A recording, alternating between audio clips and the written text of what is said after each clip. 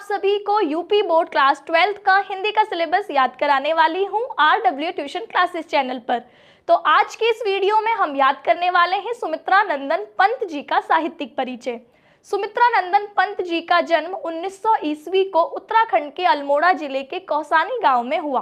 प्रारंभिक शिक्षा कौसानी और अल्मोड़ा में इन्होंने प्राप्त करी। उच्च शिक्षा प्रयाग के म्योर सेंट्रल कॉलेज से ली तथा स्वाध्याय से अंग्रेजी, संस्कृत और बांग्ला साहित्य का अध्ययन किया। हिंदी काव्य जगत के महान कवि सुमित्रा नंदन पंत जी का निधन 1977 ईस्वी को हुआ। नेक्स्ट हेडिंग साहित्यिक पहचान।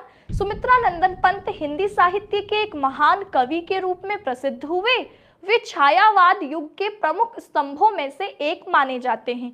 उनकी रचनाएं प्रकृति प्रेम पर आधारित होती थी। उन्होंने हिंदी काव्य को नई कोमलता और सौंदर्य से समृद्ध किया, जिससे उनके समकालीन साहित्यकारों और पाठकों पर गहरा प्रभाव पड़ा।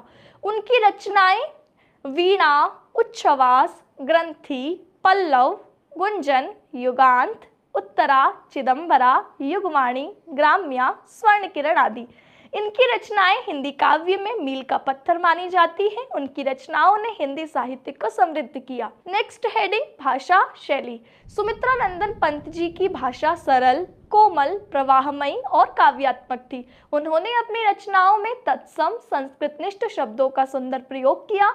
उनकी शैली भावात्मक, प्रतीकात्मक और चित्रात्मक रही, जिससे कि पाठक उनकी रचनाओं में डूब जाते हैं। निष्कर्ष रूप में कहें तो सुमित्रा नंदन पंत जी का साहित्यिक योगदान अद्वितीय है। उन्होंने हिंदी काव्य को नई दिशा और ऊंचाई दी और छायावाद को मजबूत आधार देने वाले वे प्रमुख कवि थे। उनकी रचनाएं आज भी पाठकों और आलोचकों को प्रेरित करती है। उनकी लेखनी सदैव पाठकों के हृदय में स्थान बनाए रखेगी और आने वाली पीढ़ियों को प्रेरित करती रहेगी।